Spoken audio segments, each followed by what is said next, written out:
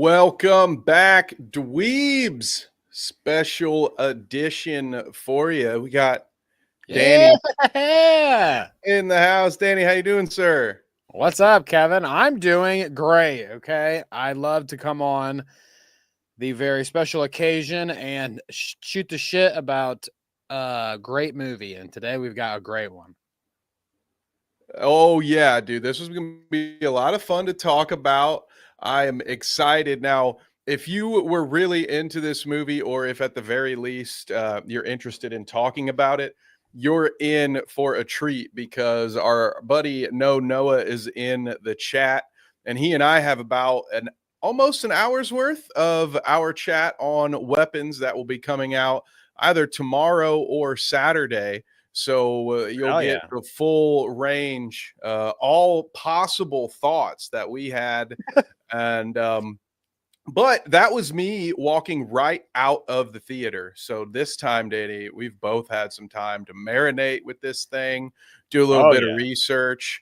And this one has the live factor. So any of you in the chat, if you have your thoughts on this movie, we want to hear them. There will be spoilers. Okay. So I'll put it up on the screen. You got a few minutes. Oh, they make palomas for those now? Yeah. Oh, You look like a little grapefruit, huh? oh, dude, I love a paloma. Like, I make those at home. Noah can vouch for that. I have made Noah a paloma before.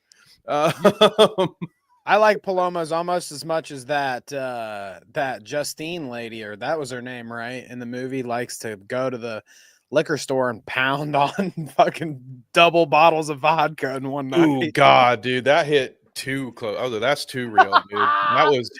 That was Kev when he worked at the bank. That was just Not when like you worked at the bar. no, dude. I was just like drinking beers while I sat down in the shower. Just like at some point, I'll feel something again. So, full spoilers ahead, gang. So just to be safe, fair warning there. But first and foremost, oh, we got James in chat. What is What up, up, James? brother? You guys can catch more from James and I next week. We will be back for Han live on Wednesdays at 9 p.m. Not next Wednesday, but the following. We'll be back with the sequel trilogy, but we just recorded a whole bunch of episodes for you, did some game trailer review stuff from the big event. So a lot of horror stuff coming in the next week. That I can confirm. Okay, I think I've done a lot of the early intro stuff. So Danny, you shared an awesome story, to be fair, on our other show, The Clout Route, about your time viewing weapons. So before we get into what we like, what we didn't like, any of that stuff, do you care? Would you mind sharing that story for this audience? Of course. Well, I guess from the top, if you guys don't, if you're here listening to us talk about weapons and you don't know what it's about, a big component is like child abduction. Okay, these children that go missing, which I imagine as a child, uh, getting abducted, very traumatic. Okay, very traumatic experience. So when I was at the theater watching Weapons with my wife, okay, we got the good seats, we got middle of the theater, kind of not the front section, but we're in the middle section, like 2 rows back. Okay, not a lot of people there. Great seats. We're excited. And down in the front, okay, they have like the 5 rows usually at a lot of theaters that are like kind of separated. It's down closer to the screen. You know what I'm talking about, Kev? Oh yeah. So there's that section, and a mother and father who must have been very desperate to get out of the house, I guess. Couldn't find a babysitter. Or maybe they just wanted to see Weapons that badly. But they had 3 children with them, all right? They've got like maybe the oldest is an 8-year-old, this would just be me guessing, but this kid, 8 years old, and then the other 2 significantly younger. All right, like Significantly younger than 8. size of the 8-year-old. So really the core audience for this movie, right? Exactly who you would think you'd be going to see this movie. Hey, it's a movie about disappearing in the middle of the night. Won't this be fun? The 8-year-old kid. I mean, like, what? How old were the kids in the movie that disappear or whatever? How old would you say that they were? They what? It's like 2nd grade or 3rd grade, I So think, they right? might be like the same age as this kid. Were they Am like I right? 9 years old, maybe? Yeah, like he is right there. Mm. Maybe a year away from being in that exact position in his life. So, Hmm. wow. I mean, it's either I think if they're a little bit older, you're like as a kid, you're like you're the coolest parents ever. But like Right. 8 and younger, I can't imagine any of those poor kids enjoyed even a minute of that. Well, why would they even want to see it? It's like, how do you sell it to your kids? You just say like, we're going to the theater, we'll get you candy or whatever, which, I have a Yep. feeling that they didn't even get theater candy. Okay. What they did is like stop at the Target on the way, and then they got to pick out a couple things. And Ooh, then it's the Dollar General, sir. I, stuff in their honestly, pockets. candy prices at Target are probably about even with the movie theater. Of Who course, those goes to fuckers. Target? Okay. Fuck Target. I'm not in the tax bracket for Target, dude. It's not that ain't happening. But yeah, no, I mean, the perfect age to see this movie, okay?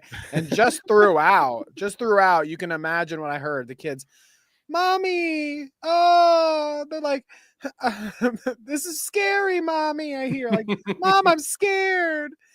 And we're walking out, and the oldest kid, okay, who was proud of I can't remember if it was a girl or I didn't look too closely, you know what I'm saying?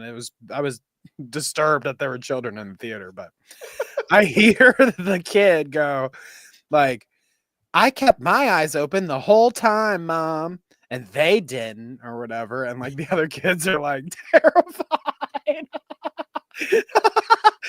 What a narc, man. Was it? I wonder if it had to be the middle kid because I don't know that the oldest child would brag about doing that, but that's something that a younger sibling would definitely do to Right. get one over on their big brother. Not something I would do at all, but I know some folks who maybe have done that to their older siblings before. The older kid was the traumatized one. They're like, "Oh Yeah. fuck, dude." He's like, "What is dad trying to say?"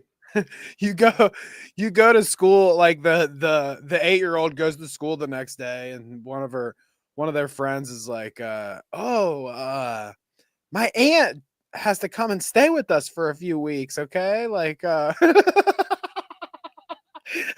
the kid just drops a deuce in her pants, like, "Oh my god, not the aunt."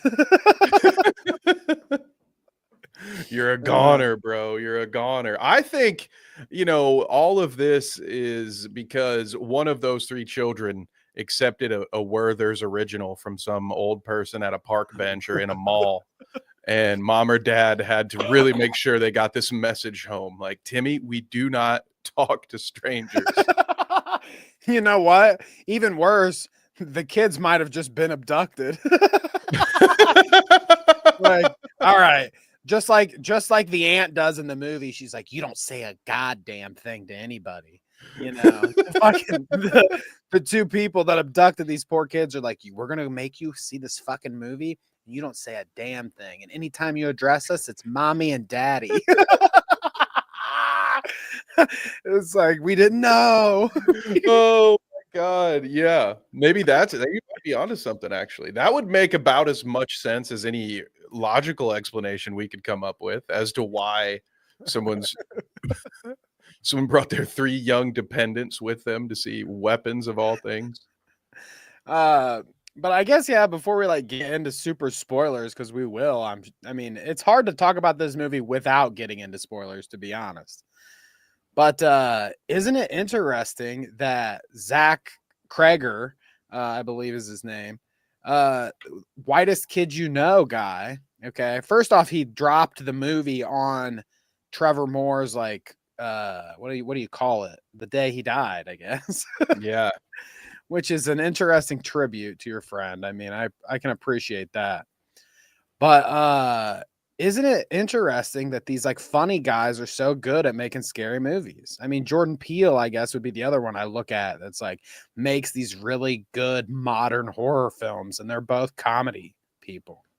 Yeah, well, I think I don't know if there's a correlation or if these two are an exception to the rule, but I can see it because to me personally, I think comedy's like the hardest thing to write if you're trying to like write for a movie.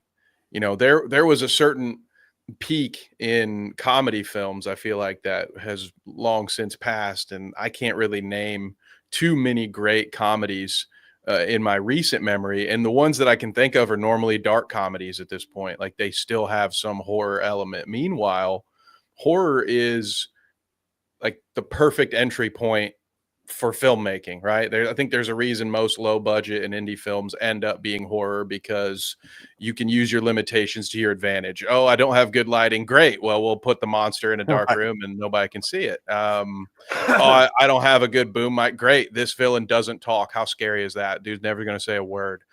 So I think like if you're good at doing the hard parts, and then you also go into horror and you're already a creative person writing a bunch of different comedy sketches, it does make sense to me that that skill set would translate a little bit. But yeah, it's interesting. That is the same correlation. Like now that he's made two films that, to be fair, I think Barbarian didn't get enough appreciation.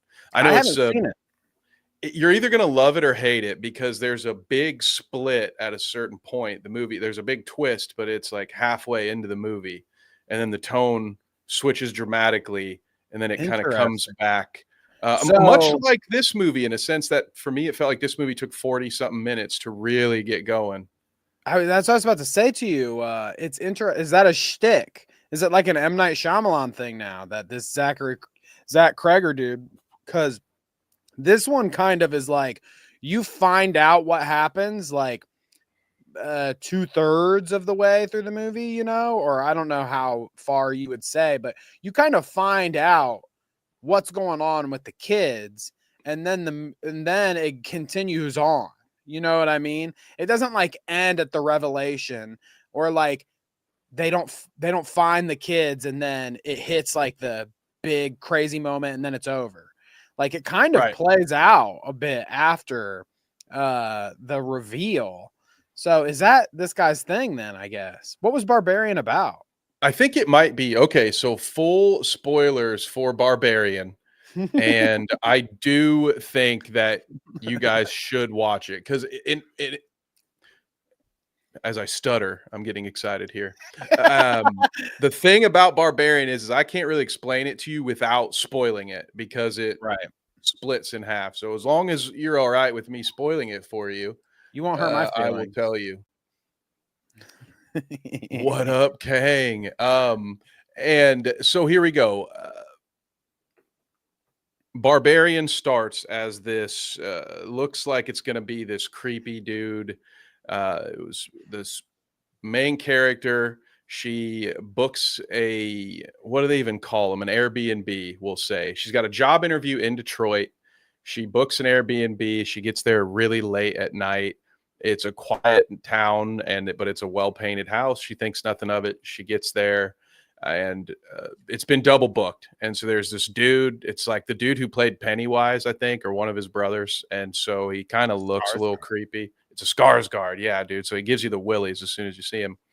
And he's overly polite, and he does things to like really make it seem like he's not a creep. So of course you're set for like this dude's going to be a creep. And then as things ratchet up, you find out, oh wait, no, there's actually this weird cave troll in the basement that grabs him and drags him down into the lair. And so then and then just like cut to Justin Long is a rich asshole actor who's getting sued for sexual assault. And you find out is that real life too? Yeah, I don't know. Maybe that explains his hiatus. I'm just kidding. That's a joke. Um, and so long story short, Justin Long owns that house and now he's bankrupt because he has no money and all this. So he's got to go back to this town in this really bad Detroit suburb and go live in his Airbnb. And then so he also inevitably gets trapped in the basement and then they have to escape. There's more to it. I won't spoil the whole damn thing for you, but it's essentially you start out going one way and then you find out like, oh no, there's actually monsters in the house and there's this weird fucking cave tunnel going on situation. And then again it expands it back. He unveils more of the story as he goes. So I think a lot of people just, if they didn't thoroughly enjoy that switch, they hated the shit out of it. And they're just like, I really don't like this movie. So I think maybe that's why it didn't get quite the same appeal. I mean, the New Line Cinema budget certainly helps too. Yeah. Isn't that the same kind of thing though? Like, look creepy. I'm sorry. We'll get into it, I'm sure, in spoilers, you know, when we get deeper into it. But like, honestly, it is a very similar vibe then, because you told, you know, like the point happens and you're like, oh, there are monsters in this movie, and it's kind of the same thing with this movie where there's like a point and you're like, oh, this isn't just like the kids just, it's not just like kids got kidnapped. Okay, it's like way more than just kids got kidnapped. So, interesting. It's a thing here. I like that. Yeah, so go watch Barbarian when you have some time. Think it deserves your support. But I guess before we really crack into things, I think we've probably both given some general thoughts, but do you have any like, do you suggest to everybody that they should watch this if they haven't yet? Do you have a spoiler-free take you want to share before we officially get into the details? Oh, I just wanted to bring up the cast here, yeah. so that there's some people, some names I can look at when we're talking about it. But I mean, I would definitely recommend go see it. I mean, I think we're in a day and age where it's either like Fantastic Four, Superman style blockbuster hit movies that are coming out that people go see, or this. It's like these little sneakers. They sneak in and they're like, oh, the little horror movie, you want to spice up your life? And then everybody goes and sees it. So like I understand how people could be like, oh, is it overhyped or whatever? You know, blah blah blah. You can get overhyped, sure, but I think it is good at the very least. I think that even if you've heard people tell you to go see it so much that you're kind of like on that, I know that feeling where you get like fatigued. You're like, I don't know if I really want to see it. I think even then, even if you're fatigued on hearing people recommend the movie, you'll still like the movie. I agree with that. I will say that as someone who did feel like I've got bit by the overhyped bug, that I still would recommend the movie. Overall, there's a lot more that I like about it than what I don't like. But what's fun is I think Noah and I got into a lot more of some of the issues. Like we we spent a long time talking about the first 45 minutes of that movie. But so I tend to agree. That's my spoiler free take is kind of a retweet. If you haven't seen it, I would watch it. I do plan on watching it a few more times. I just don't think I'm going to go see it in theaters again. But I look forward to watching it at home when it comes out. And I have to say, this was one that multiple viewings and checking in, doing some research and like watching some lore videos where, you know, it's their job to go in there and find these things, do those ending explain videos. That did add to my appreciation throughout the last week or so as I did my research, because there were definitely some things that I missed that once those gaps were filled, I was like, oh, okay, that actually fixes one of the issues I had. So things like that helped. I do think it's meant to be a movie to watch multiple times just by the way it unravels itself. So overall, we get my stamp of approval. Go watch it and then come back here when you're done and make sure you got notifications on, because we're going to talk about this movie a lot. There you go. So I guess we should kind of do a little explanation at the top, especially since executive producer Poland Spring of the executive producer of the Clout Route, not your show. I don't want to implicate your show. But since Poland Spring does not know what the movie is and what it's about, I think we should maybe just do a light explanation of like how it goes and then get into the spoilers. Like I guess there's a point where it kind of turns and it's no longer, you can't really explain it anymore without spoiling most of it, but like it's separate, it's interestingly segmented into like sections. So each of these characters you see here, like Justine and Archer, and I mean I think Alex is one, Marcus is one.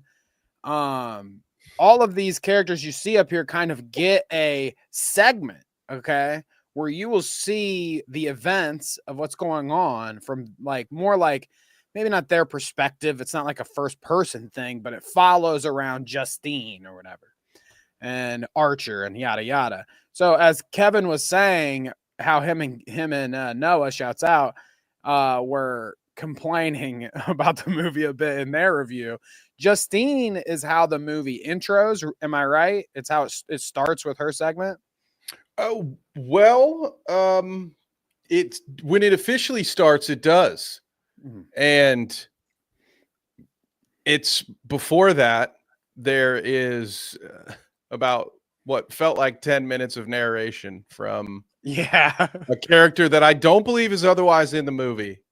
Right, it is just a narrator, like looking at like footage of little kids getting off the bus and stuff.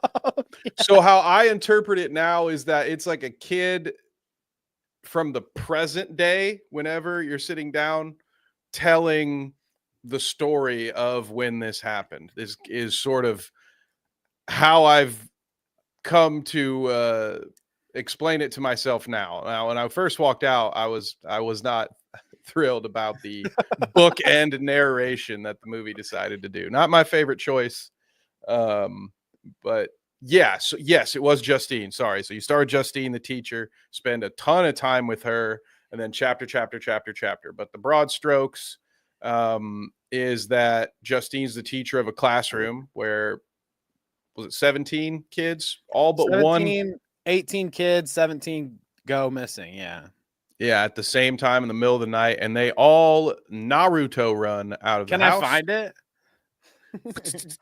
I'm gonna see if I can find it on Twitter. Even that, oh man, we're gonna get out of order, but that moment made me laugh out loud in the theater when I saw him. The first time I saw an adult doing the Naruto run. When Benedict does it, Benedict Wong or whatever his name is. It's like, no shit, dude. And the eyes popping out. Yeah, the eyes didn't help. Now, for what it's worth, it did get very tense immediately after that. It was just like that brief moment of him just, she's Marcus? I just lost it, dude. Yeah, that's pretty good. So fucking funny because I feel bad. I don't know if there's anybody who's watched a lot of Marvel that doesn't just immediately see this guy as Wong. So I don't know. He's done some goofy stuff in Marvel. So seeing him do this, it got me, dude. And it didn't take long to snap me back in because he starts choking somebody. But I mean, it was a great little moment because you just have her going, Marcus, and then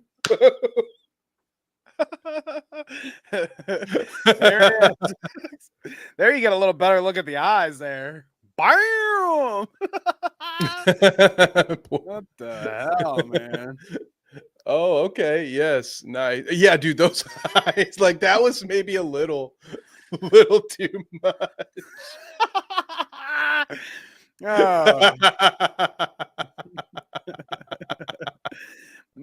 But yeah, as Kevin was saying, she's the teacher, her kids go missing, and then it kind of unfolds where like the town and the parents are actively looking and concerned with what happened to the kids and yada yada. There's your little run.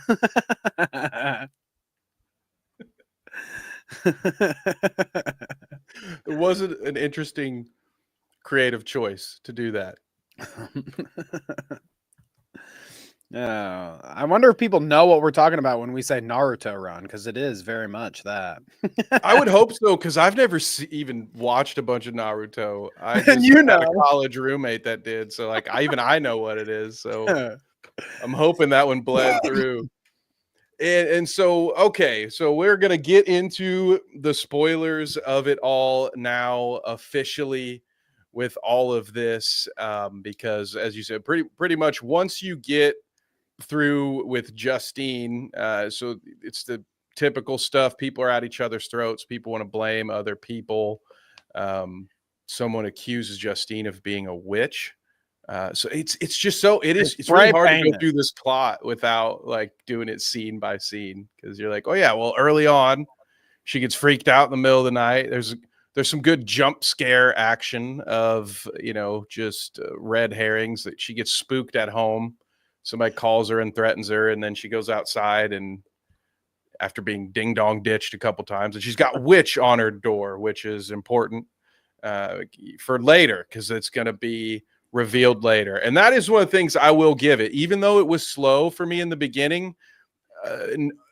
Thinking that it was a mystery movie coming in, I was paying a lot of attention to the background. So there are moments like when there's a set of headlights outside the liquor store at night, and I was like, I bet we're gonna see whose truck that is later, and it ends up being Archer's. So I did think there were some nice setups put in there early on. But it's really hard to. So forgive us if we go out of order and we have to jump back and explain something. But God help you if you haven't watched this and you're talking about it with us. It might get confusing every once in a while.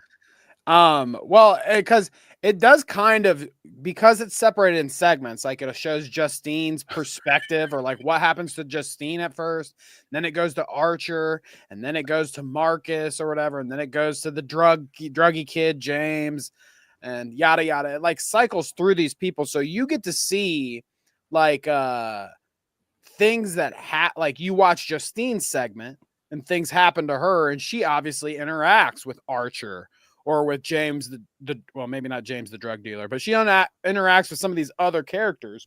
Pete, dude, or Paul. Paul, the cop, yeah.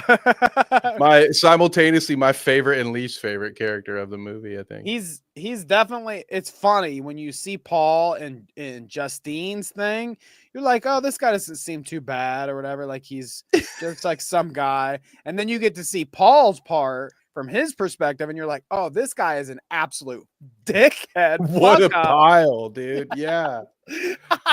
So there is kind of overlap as you go through the movie. It does retread some stuff, but not necessarily in a bad way, I don't think. I just do think it's very interesting how they constructed it like that, like chapters almost, but with the characters instead of like, numerical. Yeah, and honestly, despite our mockery of that running sequence, I really enjoyed. That was one of my favorite parts, at least as it relates to that setup, because you had Justine and who is arguing with Archer, and then at one point I think it's at the very end of Archer's segment, it's his perspective of the two of them arguing. And that's when she says, oh, is that Marcus?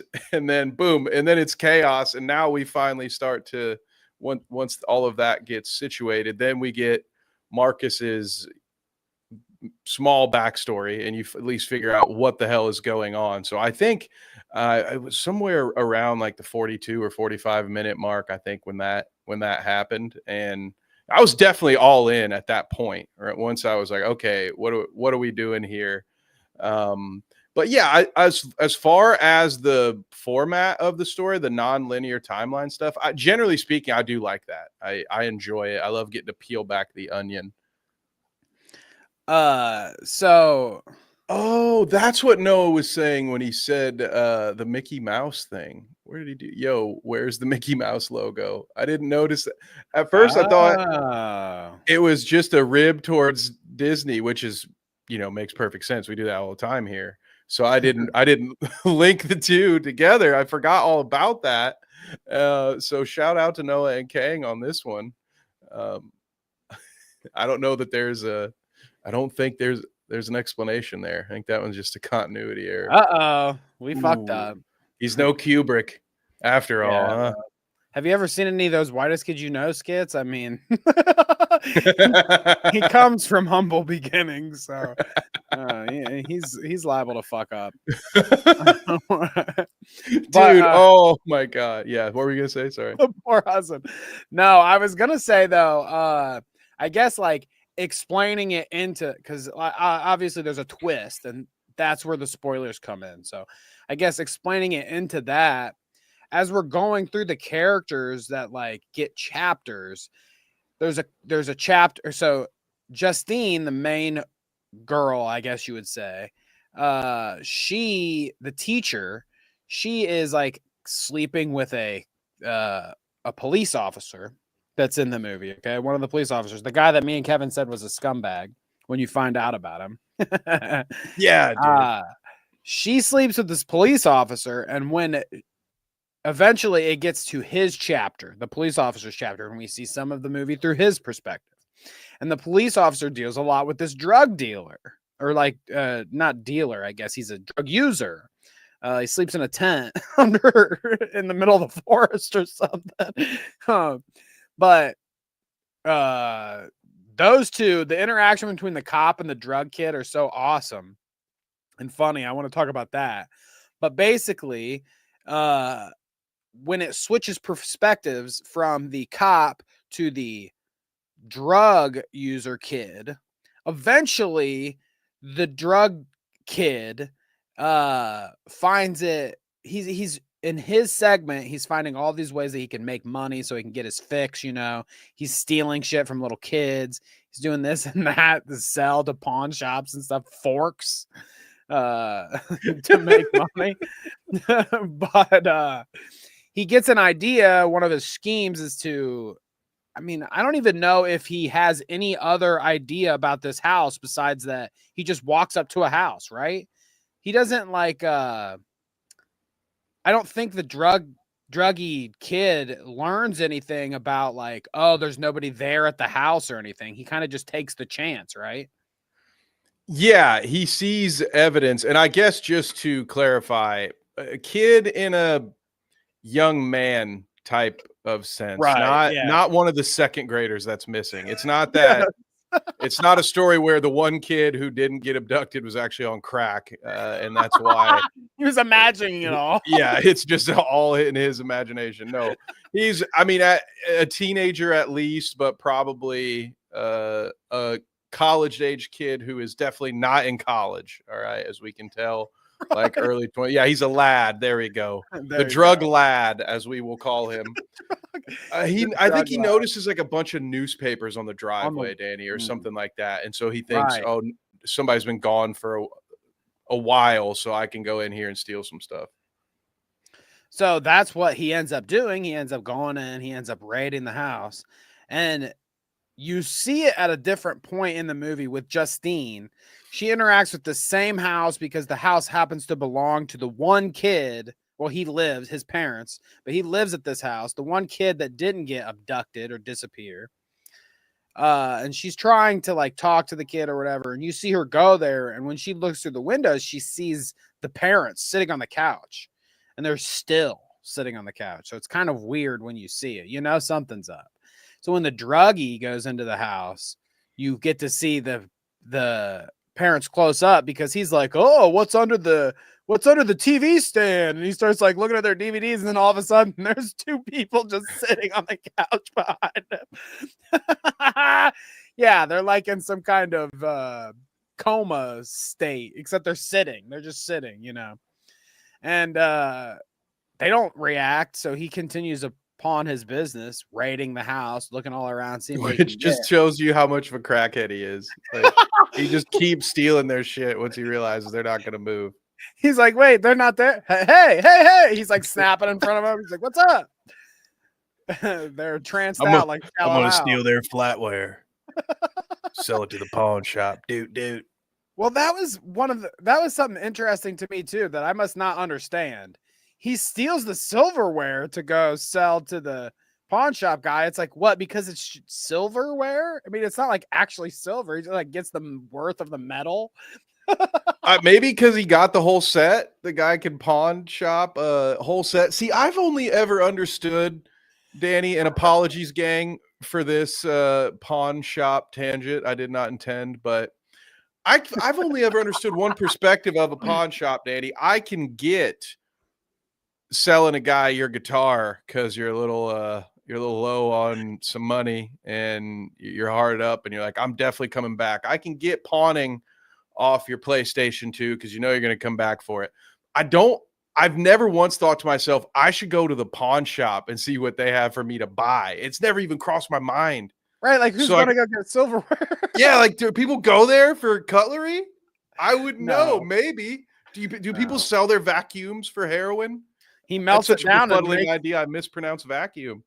He melts it down and makes it into earrings. Or he like, you ever see those really fucking tacky ass things that they sell at like fucking flea markets and stuff, where they're like melt a fork and bend it and then hook like a hook to it, and you get them for your earring. Or like a ring or something. You've got the fork ring. Dude, you know it's bad. You know GameStop is hosing people when they sell their games to a pawn shop instead. You know, like that's crazy. But I didn't think about that. That's a good idea. Poland buys engagement rings from the pawn shops. Okay, so he's got a hustle going. The Gen 4 iPad with the was a big zero stuff on it was a big zero. But clearly the pawn shop owner doesn't care if it's stolen. He just couldn't do anything with the kids' electronics because the same guy brings him the silverware. I stole my neighbor's fucking forks, bro. How much money are you gonna give me? Dude, I think I unlocked a new life hack here. Red Dead for $4. Let's go. Hit it up. And that's crazy. All their flour. Oh, goodness gracious. So yeah, obviously he steals the forks and stuff. We're laughing about that. But before, it's interesting even how it happens. The big reveal here, like what we're trying to get to. He's stealing, he's getting all their shit. He successfully steals the cutlery, but he wants to go check the whole house, obviously, and he sees the basement. And he goes to the basement. Now, nothing good ever happens in the basement, does it, Kevin? It's like laundry and child abduction, or like locking someone to your your radiator or something. Or it's like a pawn shop owner of all things. He's got a dude with a gimp suit in his basement. You know, he keeps him there till Zed gets back. Exactly. So he goes to the basement, okay, and he doesn't find anybody locked up in handcuffs, you know, to the water heater or whatever. He finds children. All the children standing in place, comatose, just like the parents upstairs. Okay, so you find out the druggie, he's the one that finds out that the kids are in the remaining kid, the kid that didn't disappear, that still went to school. That kid's house in his basement is the rest of the children. So I don't think you find out, right? Do you know at that point? I forget. When the reveal of the kids happens, do we know anything about the aunt at that point? Ooh. I can't remember. I don't believe so. I think we find out about the aunt after, right? I think so. Because Wong, his segment has to be after. Is Archer after James then? I'm kind of forgetting. I've got things out of order. Because I kept thinking that Archer was second, even though I'm pretty sure didn't it go from Justine to Paul. I think I just keep getting that wrong in my head for whatever reason. Oh, because I thought it went from Justine to Archer.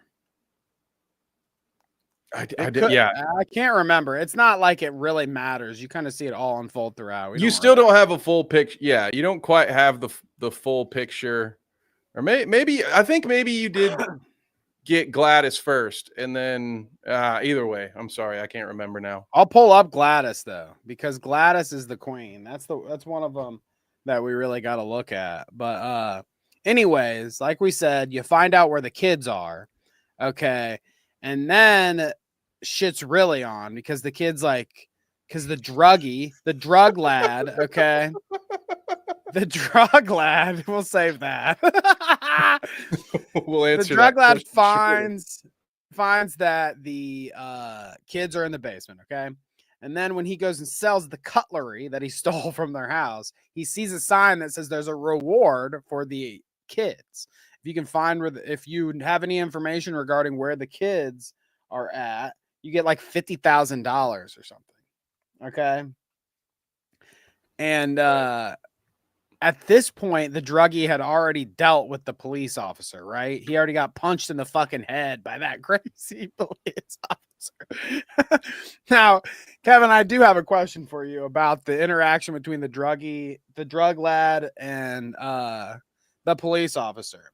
If you're a police officer and you say, "Hey, I'm about to pat you down or whatever. Do you have any sharp objects?" And I'm like, "No." You're like, okay, I'm not going to reach in your pocket and get poked by anything, right? I don't want to. You don't have any sharp objects, right? No, I don't. And then you do it. And the first thing that happens is you get stabbed in the fucking finger with a needle, okay? A crackhead's fucking needle. Or if whatever the fuck. I'm saying crackhead, but like whatever you shoot a heroin needle. I don't know what he's doing, okay? A lad who uses I don't think he knows what he's doing because unless he was smoking heroin out of that crack pipe, I don't know. I think you can, maybe. I don't know.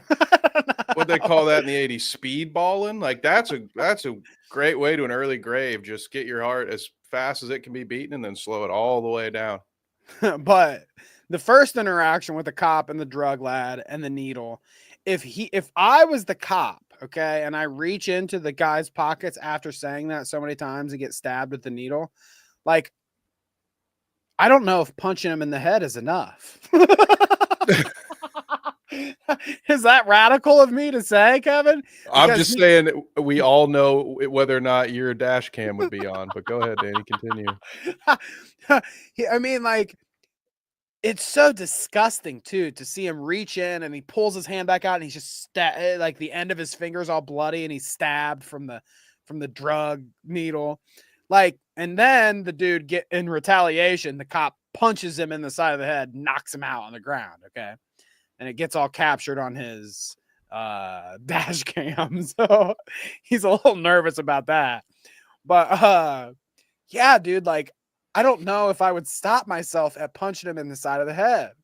Like, I'm like, I don't know what I'm doing, but that would be the craziest thing to me.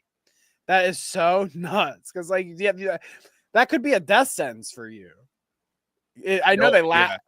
I know they laugh about it at some point, but he's like, "Do you have AIDS?" I don't think so. They run through the whole gambit. Yeah, I mean, I could certainly understand wanting to punch a junkie after being lied to and stabbing my finger. What I couldn't really understand is believing that a junkie who you just arrested after a foot and car chase, why you would believe what he has to say about what's in his pockets. Like, why are you diving in there anyway? You should have been. Not that I've ever been patted down by a lawman of any type, okay? But I would like to imagine they would actually pat the outside of your pocket first. Right, before reaching it. Feel that needle and be like, "Oh, what's that? Is that a pencil in there? What you got?" Are you just happy to see me? That's my dick. Quit touching it. Oh, God. And then you get an extra charge. It's great. It's a good time. But do not recommend. The first needle interaction is one thing.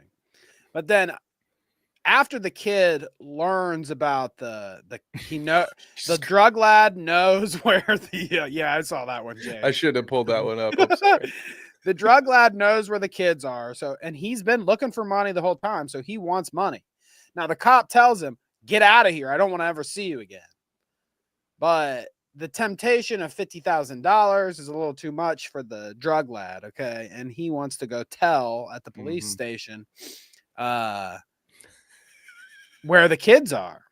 And when he goes there to do it, he gets caught by said cop, Paul, or whatever his name is, the bad cop.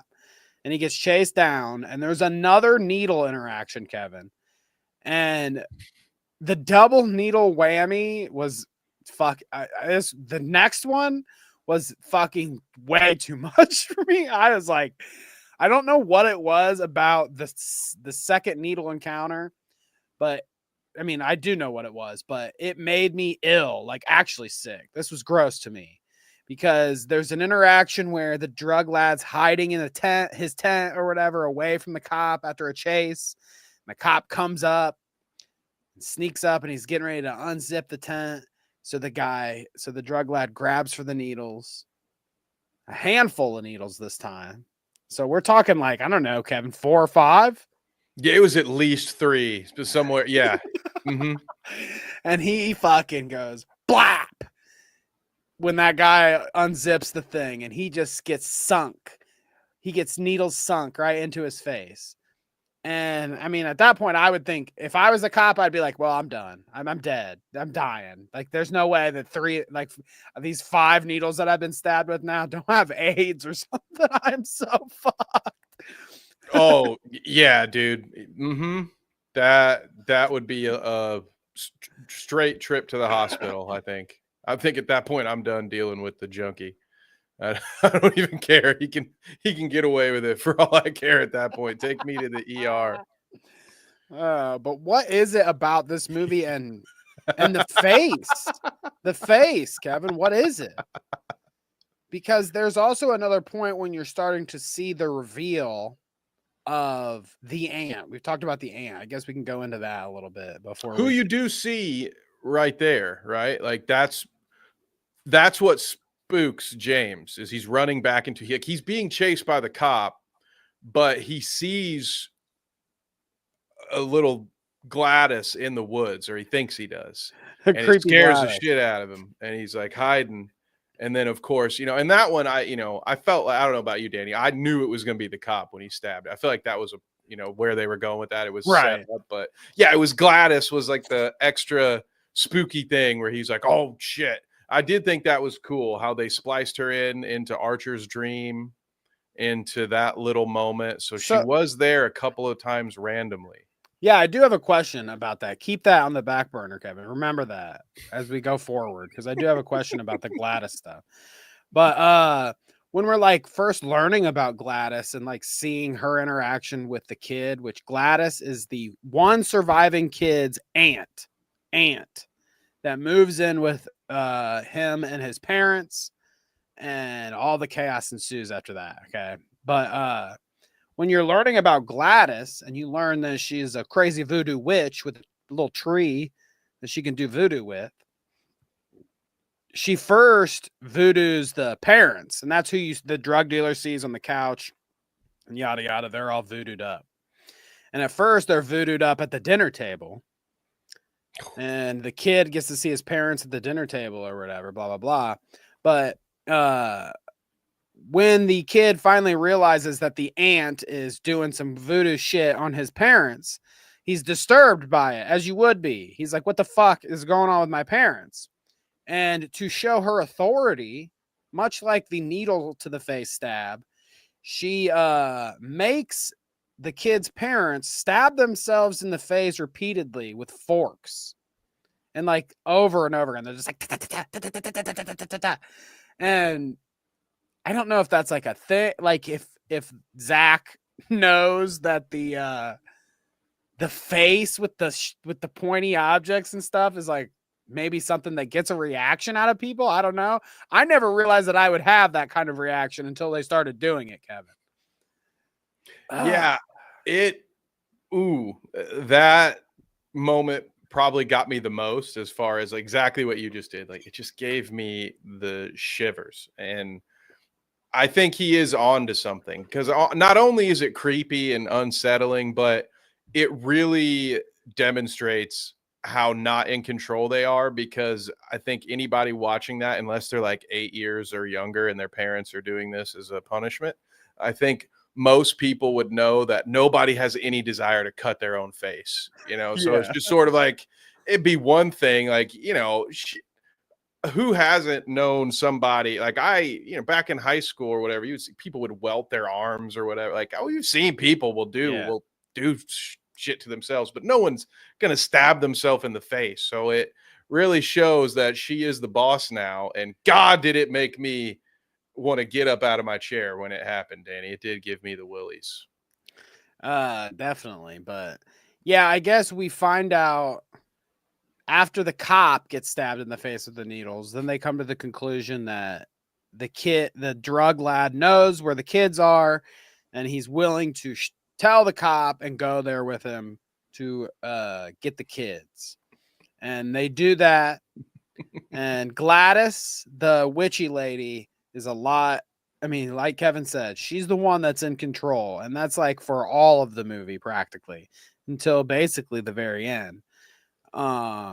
She gets a one up on everyone.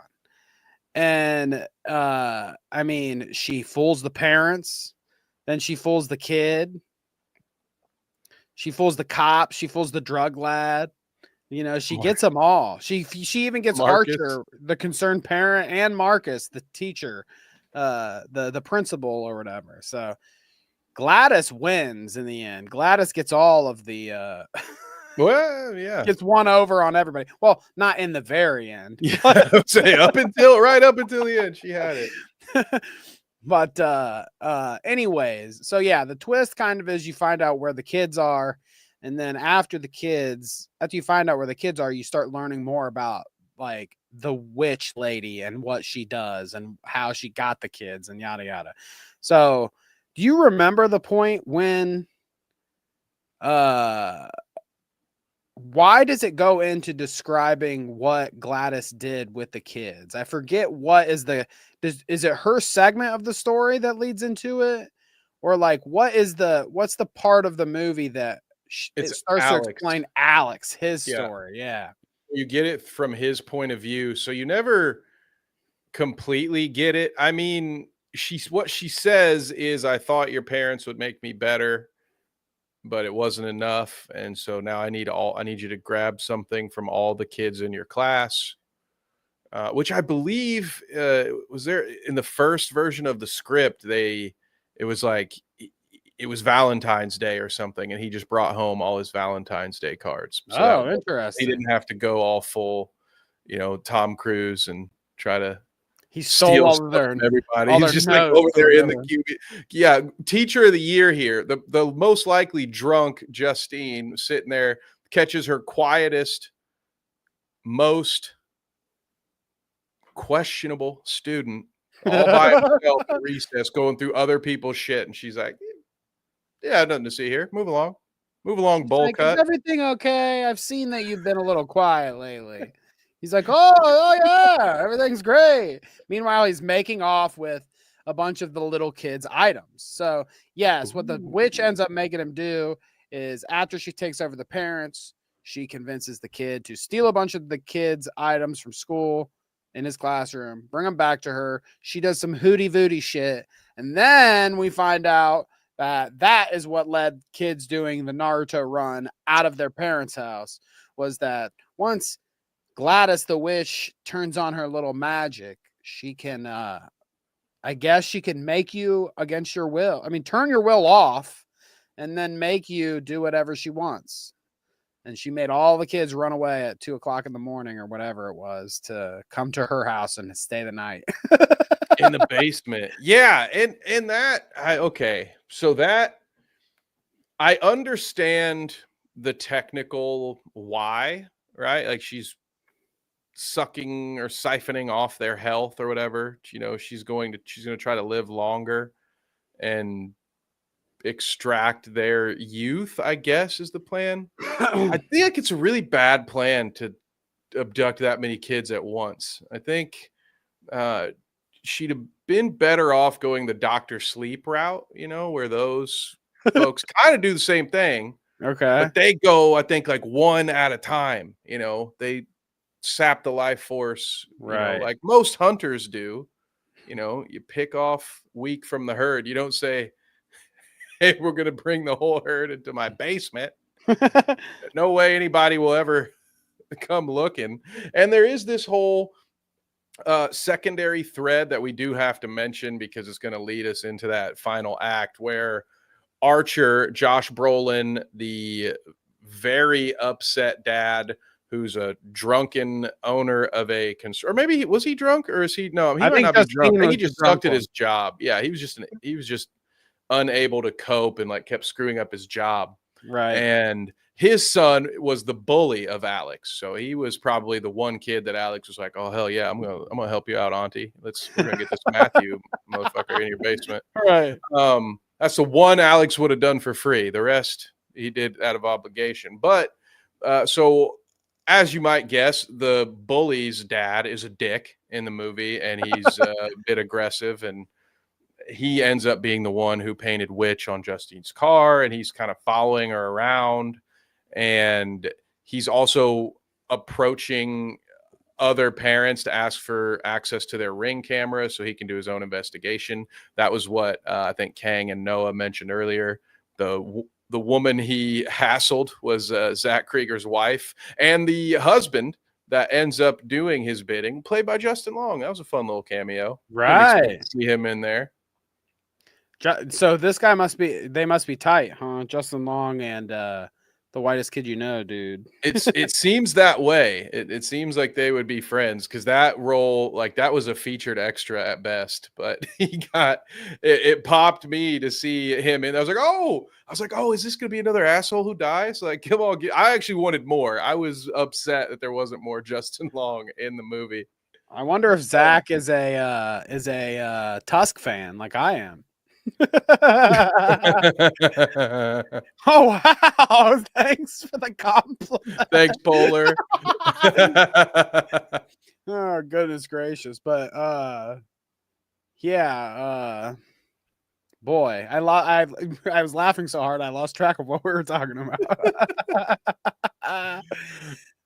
So all I was mentioned at what I had mentioned was Archer and his whole investigation and the Ring camera. So what he does is goes by where his son ran in a straight line. He gets Justin Long's Ring camera, finds out that their daughter ran in a straight line, and I think he has just those 2 data points. Yeah, just 2 intersecting lines on the map. And he draws a circle. And maybe this was cut for time. I imagine that it would have taken a few more, but it just happens to be convenient enough that after Justine and Archer get attacked by Marcus, they kind of team up because now Archer finally believes that Justine has nothing to do with it after she just gets attacked in the middle of the street. Somehow, I can't remember exactly how, but they end up kind of on the same team.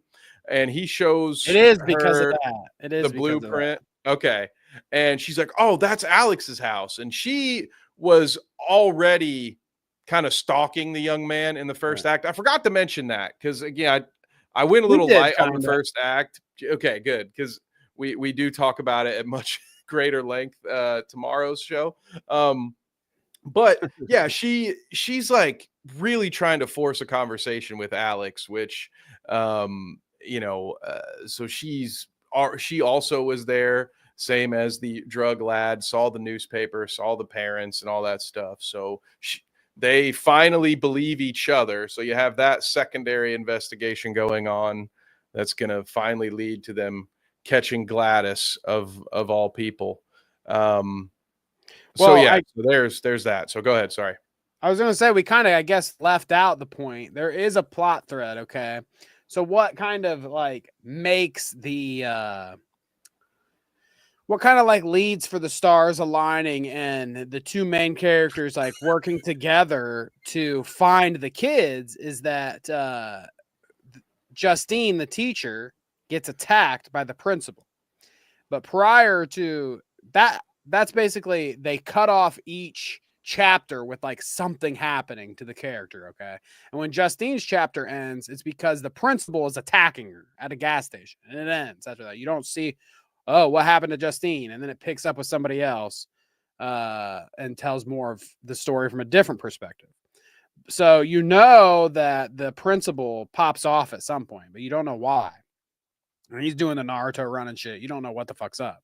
But as you find out about Gladys, I think the principal is, besides the kids obviously getting lured to Gladys's basement, by the twig snapping. Okay. I think the first instance we really see of it is with the principal and his husband, right? Am I Yes. wrong about that? Am I right about that? Yeah. Yeah. Yeah. So, and yeah, it's the saddest death probably because the principal has been shown to be a really nice dude, and it's a character again, beloved side character from Marvel. So this actor, it's not hard to hate or it's not hard to love Marcus here because you're like, oh hey, that's Wong. I love that guy. And oh no, Yeah. he's a nice principal. He's looking out for the kids and this clearly very troubled teacher. Oh, he's such a nice guy. But this reminded me of that movie, and somebody's gonna have to help me again because I forgot the movie again, but it's the McAvoy movie. The people are visiting in Europe and they go to they make vacation friends, they go visit their vacation friends. Is Speak No Evil, I think? Yeah, it's Speak No Evil, where this Okay. family basically gets polited to death. Like they're just too polite to say no and establish a boundary, and it just keeps getting ratcheted up and ratcheted up. And in the original version, it's way worse than that, than even what we get in the American version. And that's what happened to Marcus and his husband, is that they were Yeah. just too polite. Glad, and Marcus clearly was thrown off by it and was like, no, you can't come in. And his husband was just too nice and was like, of course the old lady can have some water. And I was just sitting there like, oh man, these guys, they're gonna polite themselves to death, Danny. Come on, man. You're right too, and they kind of make a point about it earlier in the movie because Benedict Wong's character, Marcus, the principal, he tells the teacher Justine when she is wanting to like talk to the one remaining kid, and she's kind of like trying to figure out what happened to the kids. She wants to know herself. He's discouraging her from it, and he's kind of telling her like it's unprofessional to deal with parents and kids this way. You got to remain professional as a teacher, yada yada. And then his demise in the end, his doom, him and his husband's doom, is because they did exactly what he said the whole time not to do. He gave in to the, like Kevin said, they niced themselves to death, you know. The husband's like, oh sure, we'll give her water, and they gave in and let her come in, and they passed the boundaries of what's acceptable with you know, teachers and parents and children. And Gladys really takes advantage of their their nice situation there. Lesson here is always be rude to strangers. Okay, Exactly. Don't never be too inviting. Never invite people into your house, period. Okay, this is my domain. You are not allowed in, Gladys. All right. I'd take one look at that clown lady and be like, hell no. Okay. You guys want to see what Gladys looks like? You gonna invite this into your house? Like for real? This? She looks like Pennywise's mom. Exactly. Yes. Yes.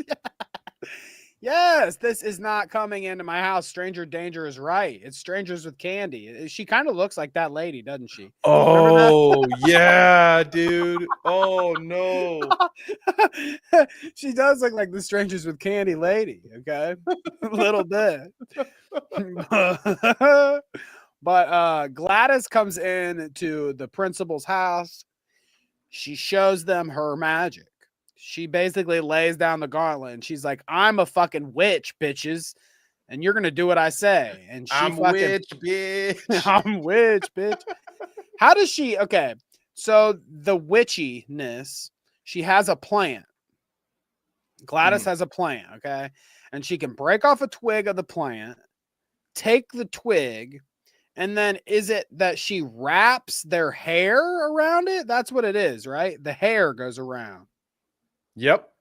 Wraps So the hair, or I guess it can be a personal artifact. Because yeah, what does Right? she do with the teacher? How does she? I mean, what does she do with the principal? What is Marcus's thing that she uses to voodoo him? Was it hair? I think so.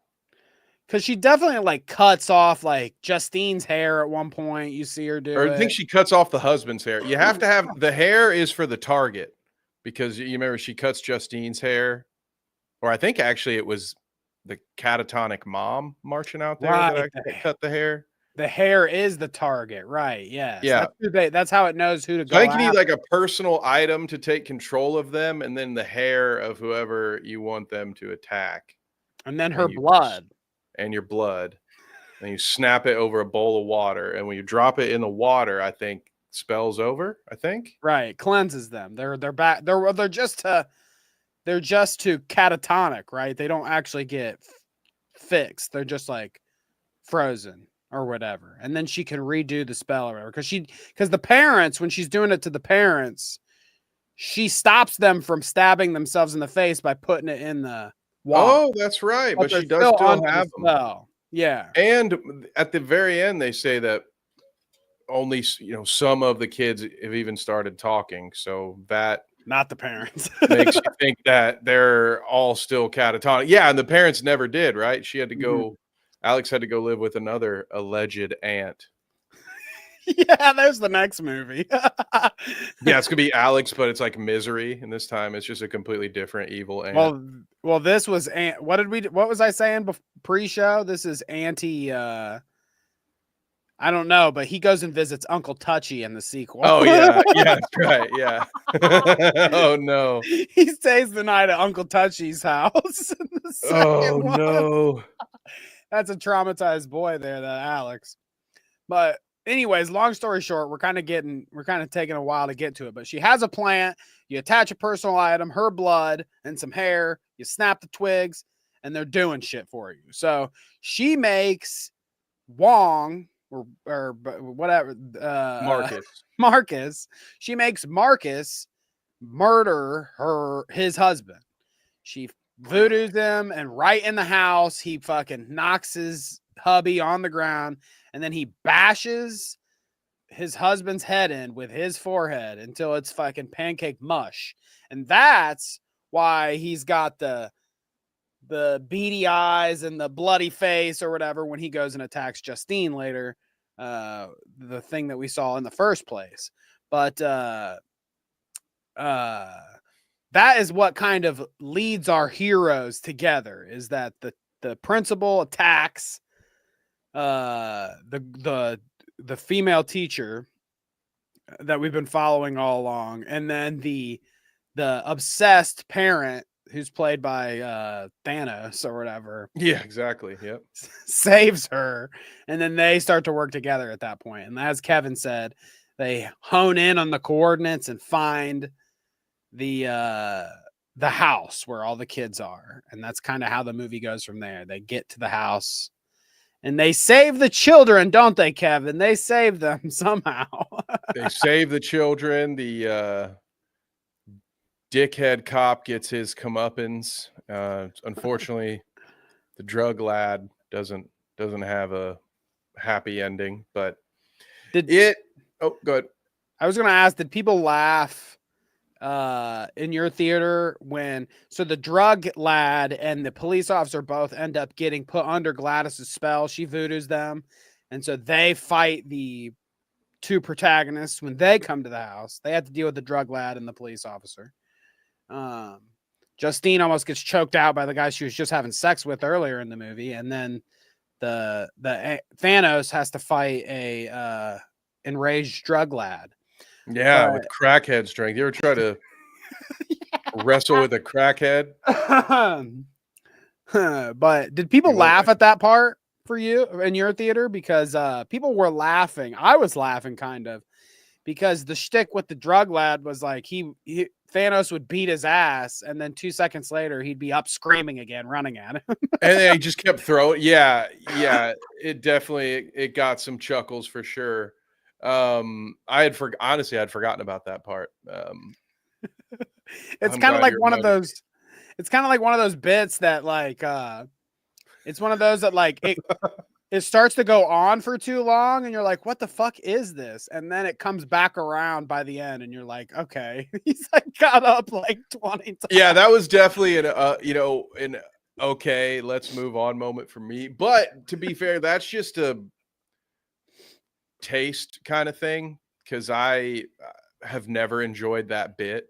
I don't you can get me every once in a while, I guess, with repetition being funny, but to me, it's not. I don't enjoy it. So like when I always think of Peter Griffin trying to get that frog into the box or something, he just does it over and over again. I'm like, how much weed would you have to smoke for this to be funny, Or Kevin? like the knee thing. Yeah, or the knee thing. And if it is funny to you, like, don't let me stop you. Like, that's hard to come by in 2025. Like, go off. But for me personally, I'm like, Jesus, can this be over at any point? So yeah, it did. I probably didn't enjoy it as much as everyone else did. But I also, when I'm in the middle of the most tense moments, this have talked about quite a bit, is I don't always want a laugh break, but Right. I did like. That being said, it didn't have much of a negative impact on me. I did as much as like, okay, I'm good with this bit now. We can get back to the thing. It was a very quick feeling, but there were, just generally speaking, there were a lot of moments that did make me laugh that I think made the theater laugh. For all the grief I give movies when they are bad at letting the air out of the balloon, so to speak, with their poorly timed comedy, I thought it was pretty well placed most of the time here. Like it didn't feel it certainly didn't feel like Marvel humor to me. It was like, okay, this is a good dark comedy sort of vibe in those moments. I think it has to do with him coming from comedy. I think honestly, like a funny guy would know like the beats, like the best time to make a joke, when you do it, where it'll make the most impact. And I think that helps with this. I think there is a lot of moments of that too throughout the movie where he just lands you a nice laugh. But I guess from there, okay, the drug dealer and the cop. Well, the drug dealer goes down, right? I mean, I think Thanos subdues the drug dealer, but the Justine, the teacher, basically gets choked out for like the last 15 minutes of the movie. She's like getting choked out actively for like 15 minutes straight. Yeah, she should definitely talk to Dana White and her universe, because she might have a future in the octagon. I've never seen someone survive a rear naked choke for that long. Forever, dude. Are you allowed to call it a rear naked choke if you're doing it to a lady? I don't know. It seems inappropriate. Anyway, take it up with Thanos. Because, well, it is the cop, right, that is choking her out until the end. No, it's Josh Brolin. It is. Archer. It ends up being Thanos. Yeah, okay. The cop goes down, and yeah, so what happens is she gets Thanos turned, gets him attacking Justine. Meanwhile, the parents are attacking Alex. So poor little Alex is hiding in the bathroom, but he broke Gladys's rule and he crossed that salt line. He went into her room, and this little genius has the wherewithal in that stressful moment. A lot of adults would fold in that moment, just sit there and cry in the tub, drinking beers like they're working at a bank again. But not this kid. He says, no, I'm not going out like some punk bald guy. I'm going to grab this old lady's hair and I'm going to send all the kids after her. And then he snaps the twig, and then she's still being strangled through all of that. Oh wait, no, you're right.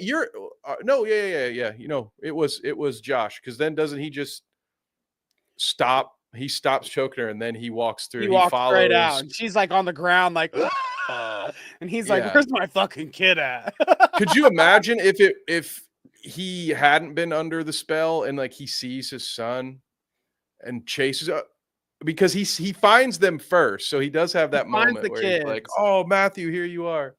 But could you imagine if he were not under the influence? Like, imagine you find your kid, and then let's just say the cop was the one that was still alive in this scenario, and he's choking out Justine, but Alex still does his thing, and so you're seeing there, you're in the basement with your son, and he and his 16 closest friends just sprint Naruto style out the house. And like, imagine if he was chasing that and he'd actually caught up to the scene. Like, thank God for him that he got there after the deed had been done. Could you imagine what an over the top, I guess, ending? It's not the ultimate scene, but yeah, what was your take to 17 small children ripping an old lady apart piece by piece? I heard this, or it was like a Letterbox review that I saw that was like teasing 17 kids for 2 hours until, or no, teasing 17 kids for 2 hours and then rewarding them with a piñata or something. Oh, because damn, yeah. because as Kevin described, as the two heroes, okay, the teacher and Thanos. Thanos is under the witch's spell after he finds the kids. She jump scares him and turns him into a voodoo villain. And he's choking Justine, the teacher, out. And Alex, the final hero, the little kid, the last remaining kid, voodoo, he copies Auntie's voodoo, and he voodoos the kids onto the aunt. So then we see, like, if you guys have ever seen like Jackass, what is it, 2 or 3? There's a intro scene in one of the Jackasses where Johnny Knoxville gets chased through like a neighborhood, and all the other Jackass members join in, Bam and all them. But they get chased through a neighborhood by bulls, and the bulls are like chasing them like through. I mean, I'm sure it's like all set up props and stuff, but the bulls are like smashing through homes and furniture, chasing them through houses. They're like jumping through windows and running through doors and shit. And the bulls are just trampling everything. And if you can remember that scene and think about 17 kids doing the exact same thing, chasing that old fucking clown looking granny through people's houses. And these kids are, I mean, like, I'm not kidding though, right, Kevin? They're like bulls in a china shop. No, it's like straight up Winter Soldier shit. Like they dive through glass windows, and I think 3 of them push a whole fence door down. There's like wood are incredible. They're like busting through door frames. You ever seen 28 Days Later? There you go. Like those zombies, aren't they? There you go. They got the rage, brother. So yeah, the movie kind of ends with us getting to see Gladys, the witchy aunt, has been ripped up to pieces by her voodooed children, and then after that, the spell dissipates. Right, like that's they're kind of. Josh Brolin finds the kid standing in the front yard over her ripped up body or whatever.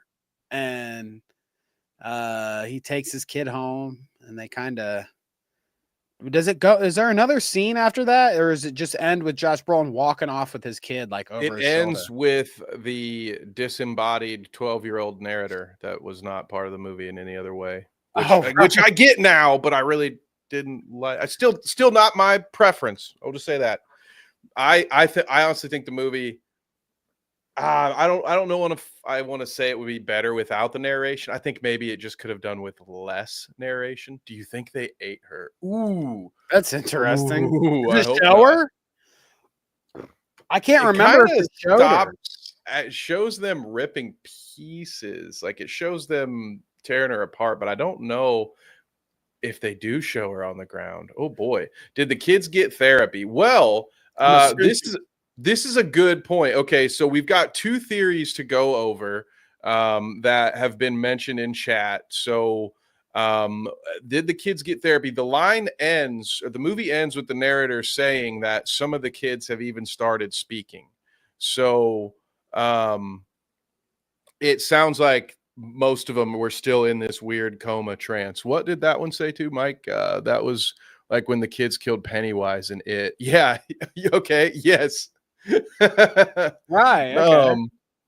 And so I think it was, except the kids don't have a big giant orgy afterwards. After they kill the aunt, they don't start fucking each other or whatever like they do in It. They just snap out of the confusion. Okay. Yeah, thank God no film adaptation has been bold enough to keep that scene in it. Ooh, don't need it. So I want to get So Kang has a very cool theory about Gladys, which I want to get to next. But since this came up about the kids Okay. and talking about did they need therapy, Jacob mentions technically save them. And there's another spot earlier where he's talking about that maybe it's a false ending, right? That maybe the monster does win in the end. They never came back. Technically, they're not back in the end. So, Because he one said that the narrator says something about like one of them starts to talk again, but it seems like all of them are like limited capacity. It says the parents are in like a old folks home getting fed, right? yeah, and Alex has to go live with his aunt, but there are some inconsistencies, and so the reason this reminds me of a theory that I've heard floating around this week, and that theory is sort of that either none of this happened, or even the version of the witch story is sort of a lie, because what the child narrator says early on is that the whole town covered it up. She also says, and they say it in the movie poster, this was something that threw me off at first, like the synopsis of the movie that's on the poster, it says at 2:17 a.m. all the children from so and so's class ran out of the house and they were never seen again. But that's not what we just saw. We saw Right. They them were. get saved. But the narrator says that we never saw them again and that the town covered it up. So was the story that we were just told sort of a 9-year-old just telling tales on the bus, or Girl Scouts around the campfire kind of deal? Was that just a horror story version of it? Because some people, to get to the heart of the theory, some people have said that the whole thing's an allegory for like a school shooting, and that's why you randomly have the assault weapon over Matthew's house. If you remember Wasn't that, that weird? the What was weirdest that? I forgot fucking about scene, that. right? It's like a Fortnite gun. Yeah, over the bully's house. So, some people have said, like, and then Forgot obviously about Alex being the quiet, weird kid, there, have been theories about, was either Matthew a school shooter? Was it actually Alex? And is this whole witch tale just a story that the children are telling themselves to kind of to cope with it because they're so young? And if they weren't physically there, would the parents really, I've never had to experience that. I don't know what you would tell a very young child if there was a shooting at school and it was in a different grade or something like that. Like, how would you explain how a bunch of kids just aren't coming back? So yeah, I don't know one way or the other if there's any credibility to that theory, but the concept that, oh yeah, they weren't technically saved, there's kind of another layer to that where it's like, well, maybe they weren't saved at all. Like maybe this whole thing was just it was all a dream. They're gonna wake up and Alex will be alone in study hall still. that. Interesting. One of the questions I was going to ask you earlier as we were going through, you had said, like, when you talked about the drug lad and he sees the Gladys or whatever, like in the forest. And then you said that Josh Brolin's character also had like dreamed about Gladys, right? Or something. And I'm pretty sure even Justine sees like a weird Gladys at some point. So is this part, like, this is part of maybe some of the unexplained, like, witchy shit that Gladys has got going on? Because why are they all seeing her around? It doesn't kind of make, like, is she casting some kind of spell that she's like in their heads or whatever? Because like she hasn't placed them under any hexes yet at that point. Am I right? Like, I don't get why they were seeing flashes of her if they didn't even know who she was. Yeah, right. Yeah, both Archer and James see flashes of her while they're not technically under a spell. But and that's maybe there's just more to it. Because okay, so as we talk about this, I think it's time to get into Kang's theory from before.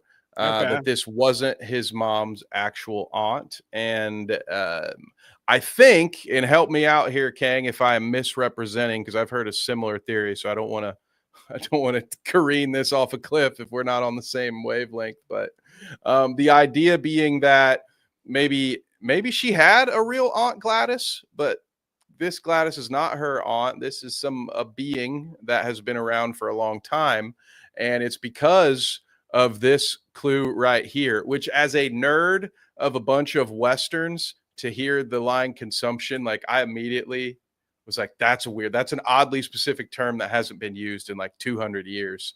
Or maybe it's actually probably closer to 100, but still, like that's a old Wild West term. Again, right here, she says it for tuberculosis. So I think the last time I've heard it might have been a joke in an episode of It's Always Sunny. I got a touch of consumption, but this is something out of the Oregon Trail. So and they even say maybe that, don't they? Isn't there a point in the movie where they say something about that? Like that's some shit that you would hear on like the Oregon Trail. Oh, is it?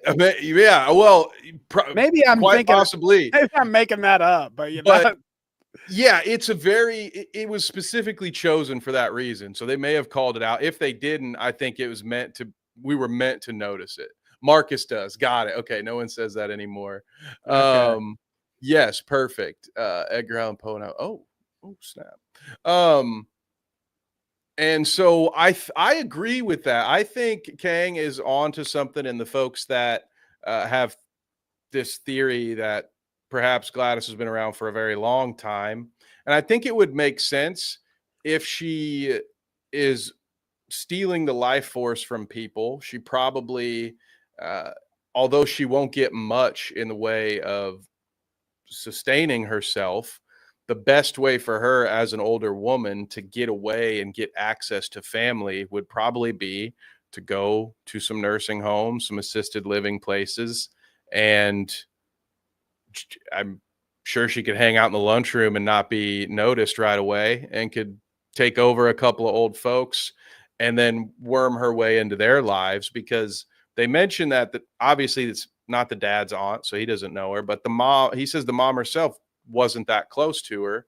Right. But it's something that Alex's grandmother would have wanted. I think when they have an argument about it, she's like, my mom would have helped her, so I'm going to help her.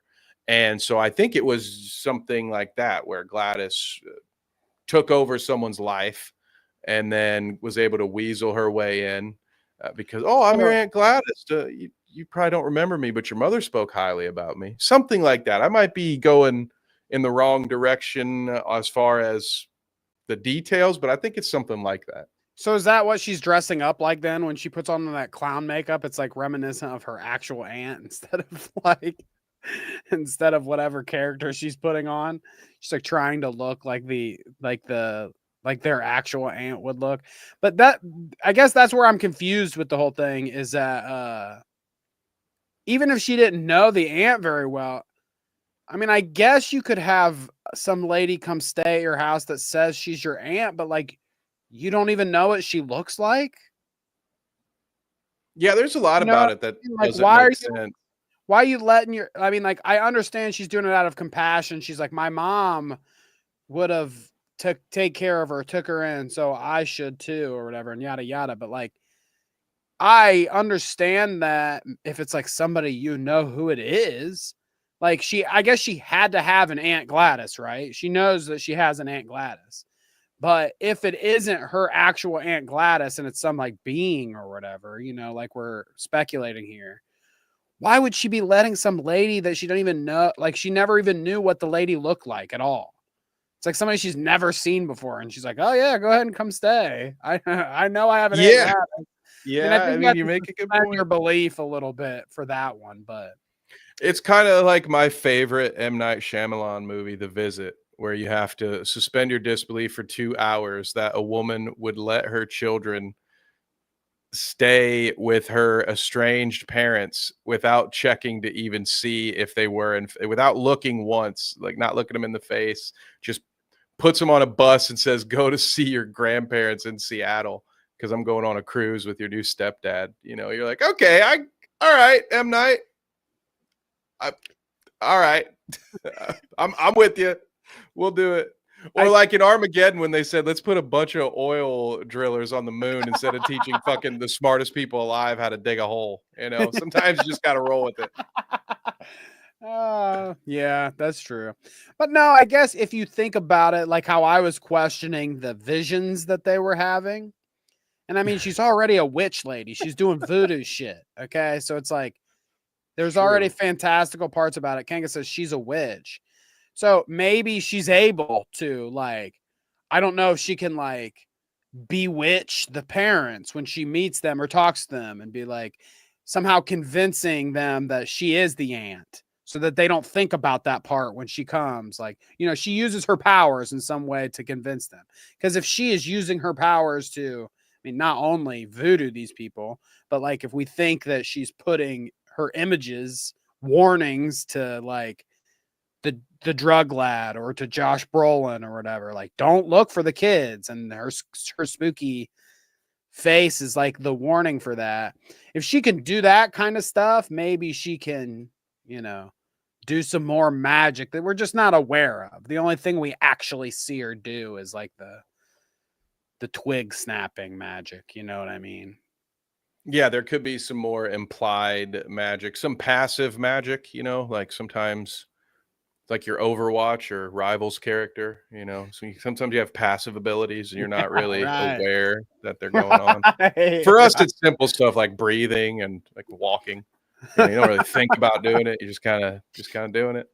So maybe she does have that. I kind of, as I do my own little theorizing, I tend to think it's something like that, Danny, that she got there, the parents once again maybe a little too polite for their own good, probably thinking something's weird, and by the time they realize it's definitely weird, it's just too late because the trap is set and she's got her witchy bag of sticks and all other accoutrement necessary, and now they're her slaves now. So it was certainly a fun ride. As far as the Gladys thing goes, and we're talking about her backstory, so I have to ask this.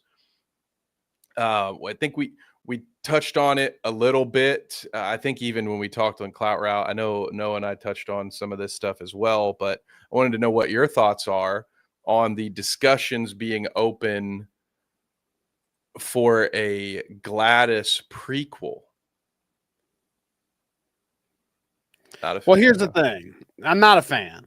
But first off, I'm pretty sure I already heard that Zach is up for like what was it? Resident Evil or something is the next one that he's getting scouted for, I believe. I'm pretty sure that that's what I heard. It Well, was so Resident Evil or some kind of other big property it like was that. Batman. Oh, is it? You've heard both. Here's the thing.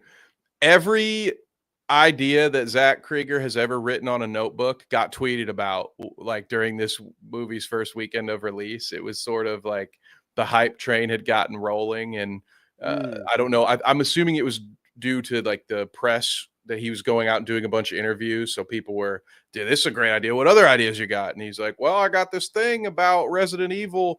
It wouldn't be Resident Evil, really. And the Batman thing wouldn't be Batman. It would be about a henchman who I guess like stumbles across or accidentally captures Batman. And he's got Batman held hostage. So he's doing these like other world stories That's cool. that in existing IP. So the Resident Evil thing, I think, good luck. I feel like that's, Yeah, right. It's a Resident hard Evil, one. they're going to love it or they're going to hate it. But I think there's a lot of characters they would like to see rather before they get some other world story. But considering who's doing it, people might buy in for it.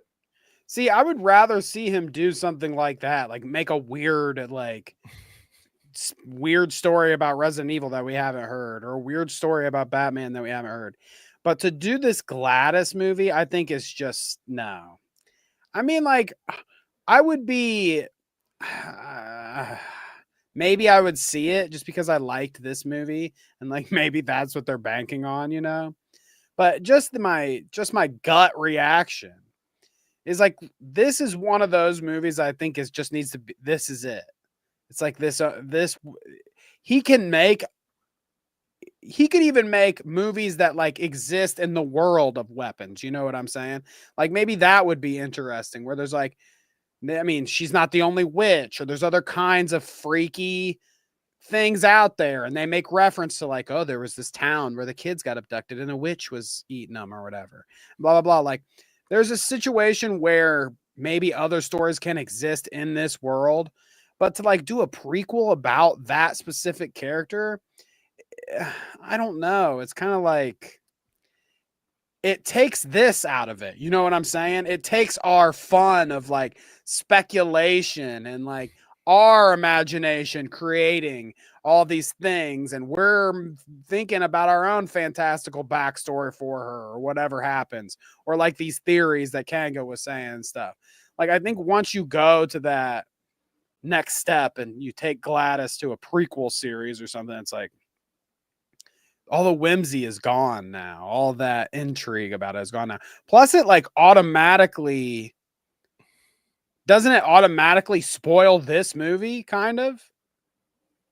Like if they have, I mean, I don't know, would they call it Gladys? Yeah, it's just called Gladys, and it's sort of, and that's where I get nervous about it.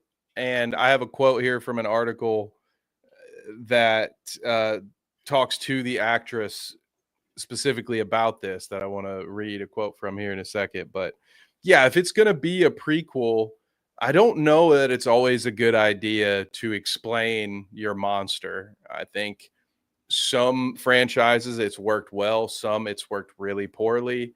Uh, some, everybody does a little differently. Alien has just said, what is canon anymore? We don't really care. We're just going to kind of do whatever. We got Alien Earth over here. We got Romulus over here. They did all the Prometheus stuff, had mixed reception. Michael Myers and Halloween has been rebooted, I think, 4 times. They have abandoned entire decades worth of continuity. and then revisited after abandoning. And then revisited, and Rob Zombie got a crack at it just out of nowhere. And so, I think the more you try to explain this stuff, it ruins the intrigue. It takes out some of the fun. I think as Danny was mentioning, you don't get to theorize, you don't get to do the stuff. And it's sort of like, to me, it's a little bit equivalent to why not all books can translate into film, because there's something about the theater of the mind that the way you can read it and picture things and see it your own way, maybe you just didn't see Leonardo DiCaprio being cast as this guy, and it's going to take you out of the whole movie because that's not what he looked and sounded like to you, sort of thing. So I tend to agree, and especially when I hear things like this. Oh, what was it about Gladys that made you fall in love? And now this is not specifically geared towards a prequel, but if this is how the character feels about, if this is how the actor feels about the character, and maybe it's the way the director feels about the character, it could be walking us down a dangerous road. So here we go. I think she's a very misunderstood woman. For lack of a better term, I am the bad guy in the movie, but a girl's just doing what she has to do to get through. I think that part's a joke. I'm just trying to be fair here. I think that part is just a little lighthearted. She says, but she has a plan, but I don't think she quite knew how that was going to unfold. She's like an artist, very extemporaneous. And there's a bunch of stuff about that. And so I say all that just to say, I don't like having so many villains end up being like misunderstood, or like we got a Cruella DeVille origin story, and it's always about how they weren't really that bad or whatever. I don't know, I didn't watch that movie, but I'm just assuming. So that's bad on me. But I just get nervous when I hear prequel. So often it's like, oh, but you thought Gladys was bad, but actually it's this, didn't they do that with the Wicked Witch of the West, dude, where they're just like, actually she was good-hearted, and it was, and Dorothy's a murderer or something. I'm just like, what? Why, dude? Just tell a new story. So for me, if they do it, whatever, have fun. A lot of people get paid. I think she's like 74. I gotta pull up the actress's name. I feel bad, I can't remember it off the top of my head. So get a payday, and without a doubt. But I don't know that I would want to see that. Is Amy Madigan? My apologies. Fellow bald Gladys. I forgot to mention that. Ooh, okay. Actually, not fellow bald, really. She needs to come home, because when she was having that moment with Alex without her wig on, it was like she still had strands of, she had like these like real long strands hanging, like dreads, like witch dreads. Ooh. So fellow bald though. Now, if they're gonna do a prequel or a sequel or a continuation to this movie, to this story, I think what I said initially would be a better route to go, Kevin. We need to have the next one is Uncle Touchy's fucking Touchy dungeon in the basement or whatever, and he's Alex gets sent to Uncle Touchy's, and it's like the series continues as like this Alex kid has the most unfortunate life that you could possibly have as a child. And like first his aunt like comatoses both of his parents and traumatizes him for the rest of his life and fucking almost sucks his life force away. And then the second movie, he's okay. Now he's relocated to the other aunt's house or whatever. And actually, it's Uncle Touchy's fucking Fazbear dungeon. And he's got like, animatronics that he works on too. I like it. Okay. So yeah, so basically we can just do Goosebumps, but Alex is the main character. He just goes around from one bad story to another. Just a lot of horrible family members and neighbors. But yeah, like I said, guys, Weapons was great. And I mean, obviously me and Kevin had a lot to say about it. So like, if that's not a good enough point, all the chatter we've had about it, just take my word for it. Okay. It was pretty good. I enjoyed it. Go see it. That's right. Check it out. And if you want to hear more of us diving into the nitty gritty, shout out again to Noah in the chat. That video is coming this week as well. So turn them noties on, and you can have more weapons talk, which well, it should work out pretty well because we talked about some stuff in detail there that you and I didn't talk about, and obviously Noah has his own opinion. So if you want to hear more on some theories and some issues, this was longer than the movie. That is not true, actually. It's not true. The movie was like 2 hours and something. Right. But I get your point. I do get your point. I was gonna tell you before we recorded, I was gonna say, like, you know, just so we don't go longer than the actual movie, maybe we should like keep it contained to an hour or something. But you know how that goes with that. Yeah, you know, that's the thing with the live chat though. You know, I always love hanging out with chat and hearing what they have to say. So appreciate that. Shout out again to Noah. We'll see you in the next video, sir. And I think Jacob had asked, are you going to review the Black Phone? I've never seen that. Yes, absolutely. I liked the first one. I don't understand why there's a second one, to be fair. But honestly, I might talk about the second one just to give myself an excuse to rewatch the first one and talk to all of you about that. So just know this. If I review Black Phone 2, we're definitely reviewing Black Phone 1 because I think I did that one on the old channel. So I don't even know if that review's on this channel right now. Felt longer. Well, you know what? I don't remember inviting you to this party, Poland. You're not audited. You're not an executive producer of this show, motherfucker. Okay, keep your notes to yourself. All right. Well, I appreciate you all. Danny, of course, I appreciate you, sir. I had a lot of fun doing this. Hopefully, we'll have you on with James again soon, and maybe we can get all 3 eggs in this omelet. You got any? I was going to say, are you going to tease what you were asking me to chat with you about earlier today? Ooh, I mean, I will come on for that. If you want to do it, I can. All right, sweet.